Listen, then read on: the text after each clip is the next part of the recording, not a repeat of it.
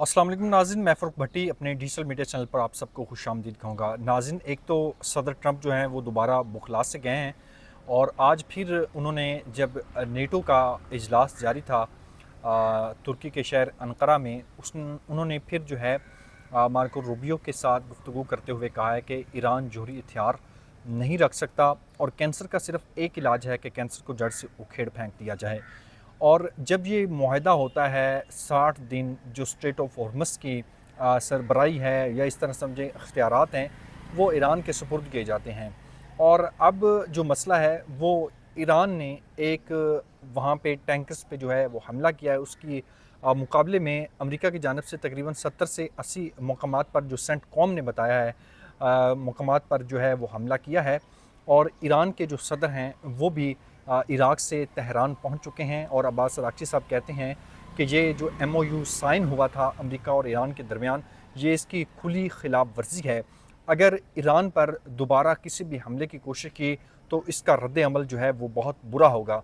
जिस तरह ईरान ने गुज़श्ता 2 से 3 महीने जो एक जंग के दौरान एक बहादरी का मुसलसल जो है मुज़ाहरा किया, और उसकी जो सारी सूरत हाल है वो सारी दुनिया ने देखी और ट्रंप साहब ने घुटने टेक दिया और तरले मिनटों पे आ गया कि पाकिस्तान सालिस बनकर ये जो जंग है वो जंग बंदी करवाई जाए।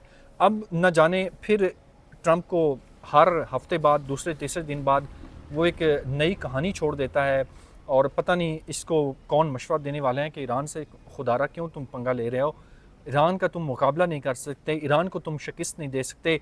गुज़श्ता तुमने फुल जो है वो अपनी ताकत जो थी उसके ज़ोर आजमाई भी की, लेकिन ईरानी कौम ने, ईरानी लीडरशिप ने जो एक मज़ाहमत की मिसाल कायम की है वो जो है वो सारी दुनिया देखती है कि इस तरह जिस तरह ईरान ने एक बहादरी से इस लड़ाई लड़ी और ट्रंप को आखिरकार जो है वो घुटने टेकने पड़े और फिर ये MOU साइन होते हैं और उसके बाद ख़ाम तेल और मुआशी मैदान में जो है वो इस्तेहकाम आता है। लेकिन जैसे ही ट्रंप बयान देते हैं, जंग बंदी ख़त्म करने का ऐलान करते हैं और वो कहते हैं कि आज रात ईरान पर दोबारा जो है वो हमला हो सकता है, तो ये खुली खिलाफ वर्जी है। जब ये MOU साइन हो रहे थे और कुछ ममालिक जो है वो कह रहे थे कि ईरान पे भरोसा नहीं किया जा सकता, इसलिए अब्बास अराग़ची जो ईरानी सदर हैं और बाकर कालिबफ जो स्पीकर ईरान के असम्बली के हैं, वो वाज़े कर चुके थे पाकिस्तान के साथ और दूसरे ममालिक जो सालिस थे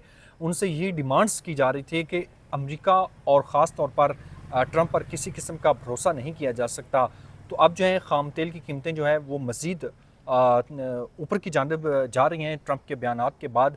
और ट्रंप ने जो है नेटो पर भी अपना गुस्सा उतारा कि ईरान अमेरिका जंग के दौरान नेटो ने हमारी कोई मदद नहीं की और अमेरिका सबसे ज़्यादा फंड्स जो हैं वो नेटो के देता है। इस वक्त जो है नेटो को अमेरिका की ज़रूरत है, अमेरिका को नेटो की ज़रूरत नहीं है।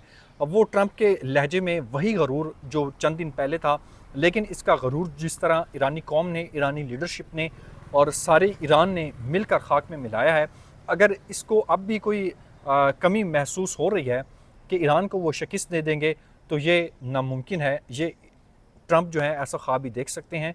ईरानी कौम जो है वो बहादुर कौम है, वो लड़ना जानती है, लड़ाई को जो है मुसलसल जारी रखना जानती है।